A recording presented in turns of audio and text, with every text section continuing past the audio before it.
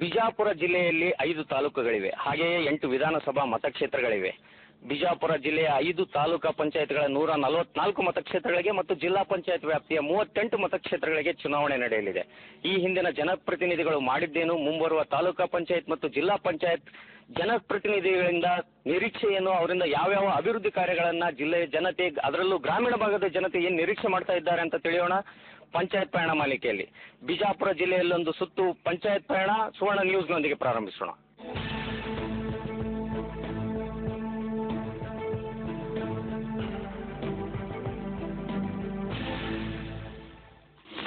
ಬಿಜಾಪುರ ಜಿಲ್ಲೆಯ ಪಂಚಾಯತ್ ಪಯಣವನ್ನ ನಾವು ಆರಂಭಿಸಿದ್ದು ಜಿಲ್ಲಾ ಕೇಂದ್ರ ಬಿಜಾಪುರ ತಾಲೂಕಿನಿಂದಲೇ. ಜಿಲ್ಲೆಯಲ್ಲಿ ಒಟ್ಟು 5 ತಾಲೂಕುಗಳಿವೆ. ಆದರೆ 8 ವಿಧಾನಸಭಾ ಕ್ಷೇತ್ರಗಳಿವೆ. 38 ಜಿಲ್ಲಾ ಪಂಚಾಯತ್ ಕ್ಷೇತ್ರ ಹಾಗೂ 144 ತಾಲೂಕು ಪಂಚಾಯತ್ ಕ್ಷೇತ್ರಗಳನ್ನ ಜಿಲ್ಲೆ ಒಳಗೊಂಡಿದೆ. ಒಟ್ಟು 10,58,715 ಮತದಾರರಿದ್ದಾರೆ. ಬನ್ನಿ ಬಿಜಾಪುರ ತಾಲೂಕಿನ ಜನ ಏನ್ ಹೇಳ್ತಾರೆ ಕೇಳೋಣ.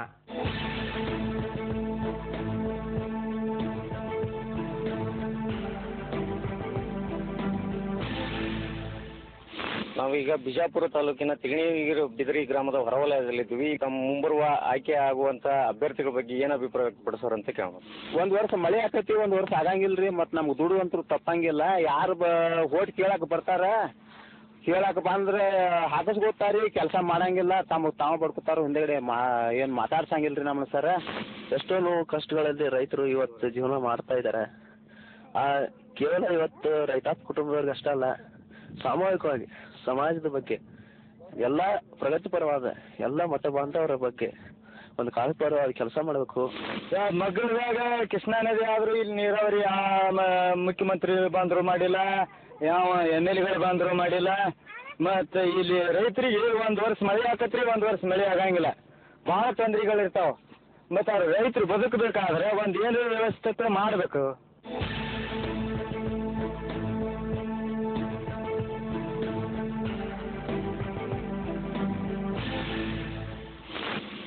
ಗ್ರಾಮಸ್ಥರು ತಮ್ಮ ಸಮಸ್ಯೆಗಳ ಕುರಿತು ಮುಂದಿನ ಆಯ್ಕೆ ಮಾಡುವಂತ ಜನಪ್ರತಿನಿಧಿಗಳ ಕುರಿತು ಏನ್ ಹೇಳ್ತಾರಂತ ಕೇಳೋಣ ಬನ್ನಿ. ರೋಡ್ ತೊಂದ್ರೆ ಅದಾವ್ರಿ, ನೀರಿನ ತೊಂದ್ರೆ ಐತ್ರಿ ನಮ್ಮಲ್ಲಿ. ಮತ್ತ ಈಗ ಏನು ಕೆಲಸನೇ ಆಗಿಲ್ರಿ ನಮ್ಮಲ್ಲಿ. ನೀರ ಸ್ವಚ್ಛತಾ ಬರಂಗಿಲ್ರಿ. ಆಮೇಲೆ ಇದು ರೀ ರೋಡ್ ರೀ ಭಯಂಕರ ಹೊಲಸ್ರಿ. ಎಲ್ಲಾ ಕಡೆ ರೋಡ್ ಆಗ್ಯದ್ರಿ, ನಮ್ ಕಡೆ ರೋಡ್ ಇಲ್ರಿ. ಆಮೇಲೆ ಗಟ್ರದಿಂದ ನಮಗೆ ಜಡ್ ಬರಾಕತ್ತದ್ರಿ. ಈ ಜಡ್ಡಿಂದ ನಮಗ ಬಾಳ ಇದು ರೀ ಬೋಡ್ರಿ ಜಡ್ ಬತ್ತಂದ್ರಿ ಏನ್ ಮಾಡ್ಬೇಕು ಹೇಳ್ರಿ. ಇದೆಲ್ಲ ಸ್ವಚ್ಛತಾ ಮಾಡ್ಬೇಕಿಲ್ರಿ. ನಾವ್ ಇಲ್ಲಿ ಕೇಳ್ಬೇಕು ಯಾರಿಗ್ರಿ? ಕೇಳಕ್ ಹೋದ್ರ ನಮ್ಗೆ ಯಾರು ಹಚ್ಕೊಳಂಗಿಲ್ರಿ.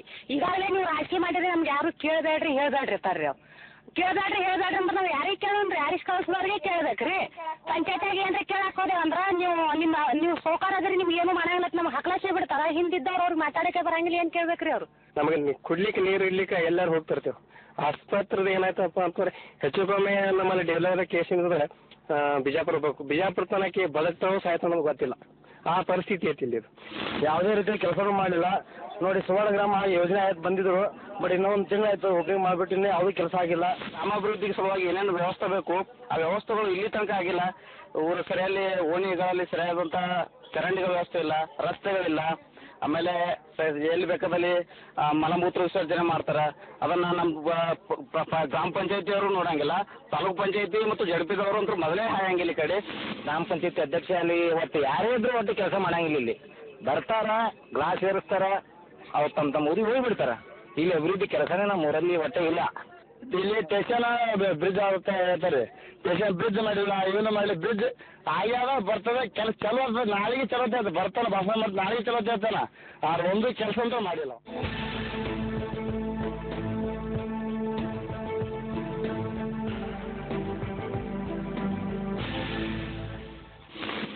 ಮನಗುಳಿ ಗ್ರಾಮದ ಗ್ರಾಮ ಪಂಚಾಯತಿಯಲ್ಲಿ ಟೋಟಲ್ ಒಟ್ಟು 36 ಜನ ಪಂಚಾಯತ್ ಸದಸ್ಯರು. ಟೋಟಲಿ ನಮ್ಮ ಊರಲ್ಲಿ ಪಂಚಾಯತಿಯಿಂದ ಯಾವುದೇ ಕೆಲಸಗಳಾಗಿಲ್ಲ.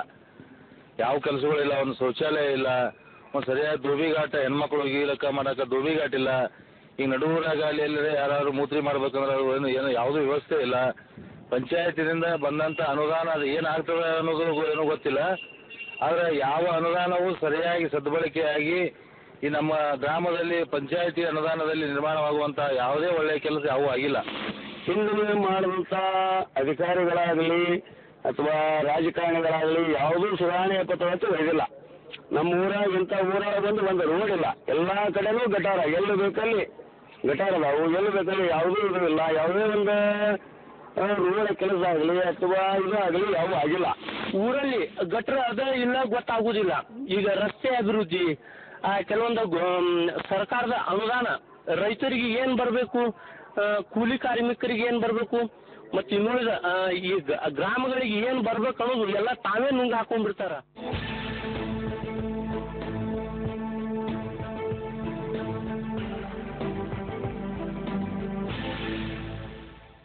ಸರ್ಕಾರ ಸಾಕಷ್ಟು ದುಡ್ಡು ಖರ್ಚು ಮಾಡ್ತದೆ, ಗ್ರಾಮ ಪಂಚಾಯತಿಗೆ ಅಧಿಕಾರ ಕೊಟ್ಟರು, ಆದ್ರೆ ದುಡ್ಡು ಸದುಪಯೋಗ ಆಗ್ಬಾರ್ದು, ಭ್ರಷ್ಟಾಚಾರ ತಾಂಡವಾಡ್ಲಾಕತ್ತೈತಿ. ಏನು ಇದಕ್ಕೆ ಏನೋ ಒಂದು ಕಡಿವಾಣ ಹಾಕಿ ಅದನ್ನು ಒಂದು ಲೆವೆಲ್ನಾಗ ಅಭಿವೃದ್ಧಿ ಕಾರ್ಯಕ್ರಮ ಆಗುವಂಗೆ ಆಗ್ಬಿಟ್ರೆ. ಸದಸ್ಯರೇ ಕೆಲಸ ಸರಿಯಾಗಿ ಮಾಡಲಿಲ್ಲ. ಈ ಹಾಸ್ಟೆಲ್ ಮುಳುಗಂಗ ಗಾರ್ಸ ತೆಗೆದು ಮಾಡ್ಬೇಕಿಲ್ರಿ, ಪ್ರಕಟ ಎಲ್ಲಿ ಅನರ್ಥ ನೀರು ಯಾಕಡೆ ನೀರು ಹೋಯ್ತು, ಮತ್ತೊಂದು ನೀರು ಹೋಗ್ಬಿಡುದು, ಅದನ್ನ ಪದ್ಧತಿ ಆಗಿಲ್ಲ ಕೆಲಸ. ಹಿಂದಿನವರು ಸುಧಾರಿಸಿ ಮಾಡಿಲ್ಲ, ಡಾಂಬರ್ ರೋಡ್ ಮಾಡ್ತೀನಂದ್ರು ಮಾಡಲಿಲ್ಲ, ಮತ್ತು ಊರ ಸುಧಾರಣೆ ಮಾಡ್ತೀನಂದ್ರು ಮಾಡಲಿಲ್ಲ. ಹಿಂದಿನವರು ಹಂಗೆ ಮುಂದಿನವ್ರು ಮಾಡಿದ್ರೆ ನಮಗೆ ಇಲೆಕ್ಷನ್ಗೆ ನಾವು ಹೋಟು ಹಾಕೋದಿಲ್ಲ. ಮುಂದಿನವ್ರು ಶಿಸ್ತ ಮಾಡ್ತೀನಂದ್ರೆ ನಾವು ಎಲ್ಲರಿಗೆ ಹೋಟ್ ಹಾಕಿ ತರ್ತೇವೆ ಅಂತ ನಾವು ಹೇಳ್ತೇವೆ. ಅಂತೂ ಈಗ ಏನೇನು ಈಗ ಬಂದಾರಂತೂ ಅಷ್ಟು ಏನು ಕೆಲಸನ ಮಾಡ್ತೀನಿ. ಇನ್ನು ಮುಂದೆ ವಾರ ಚಲೋತ್ನ ಮಾಡಿದ್ರೆ ಅವ್ರಿಗೆ ಹೋಟ್ ಹಾಕೋದಿಲ್ಲ ಹಾಕೋದಿಲ್ರಿ. ಅದು ಮಾಡ್ತೇವೆ ಇದು ಮಾಡ್ತೇವೆ ನಾವು ಹೇಳ್ತಾರೆ, ಯಾವುದು ಮಾಡಂಗಿಲ್ಲ ಕೆಲಸ ಅಂತ ಬೇಗ ಇಲ್ಲ ಯಾರಿಗೆ, ಬರೀ ಬಂದು ಹೇಳ್ಕೊಂಡು ಹೋಗ್ತಾರೆ, ಹೇಳ್ಕೊಂಡು ನಮಸ್ಕಾರ ಮಾಡಿ ಸಲ ಮಾಡಿ ಹೋಗ್ಬಿಡ್ತಾರೆ. ಮಾಡಿರ್ತೇವೆ ಮಾಡಿದ್ರೆ ತೀರ್ತೇವೆ ಹೇಳ್ತಾರೆ, ಮಾಡಂಗಿಲ್ಲ ಯಾರು ಒಬ್ರು. ನಮಗೇನೇನು ಓಟಿಗೆ ಬಂದಾಗ ನಮ್ಮ ಪರಿಚಯ ಮಾಡಬೇಕು, ನಮ್ಮ ಗೋಧಿ ಘಾಟ್ ಮಾಡಬೇಕು, ಆವಾಗ ನಾವು ಓಟ್ ಹಾಕ್ತೇವೆ. ಯಾಕೆ ಬರೋದು ಯಾಕೆ?